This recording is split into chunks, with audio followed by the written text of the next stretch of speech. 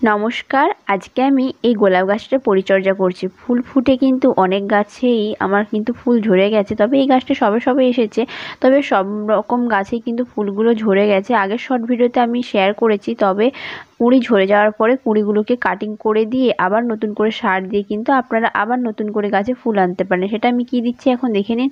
প্রথমে কিন্তু মাটিটাকে ভালো করে খুশিয়ে নিতে হবে। খুশিয়ে নিয়ে এখানে আমি ব্যবহার করব 1 টেবিল স্পুন পটাশ এবং 1 টেবিল স্পুন এনপিকে। তাছাড়াও আমি 15 দিন অন্তর সর্ষের খোল ভেজানো জল কিন্তু অবশ্যই গোলাপ গাছগুলোতে দিচ্ছি। শুধু গোলাপ গাছ না, প্রতিটা গাছেই দিচ্ছি, সঙ্গে গোলাপ গাছেও দিচ্ছি। আর গোলাপ গাছ খুব সেনসিটিভ প্ল্যান্ট, তো সেই জন্য একটু খেয়াল তো রাখতেই হয়। একটু কেয়ারলেস হলেই কিন্তু আপনাদের গোলাপ গাছ কিন্তু নষ্ট হয়ে যেতে পারে। তো এখানে দেখুন আমার যে গাছটাতে ফুলগুলো হয়ে গেছিলো সেটাতে আমি কাটিং করে দিই। অবশ্যই তার আগে সিজারটাকে স্যানিটাইজ করে নেবেন, তারপরে কিন্তু কাটিং করবে। এভাবেই কেয়ার করুন। আজকে তবে আসি, বাই।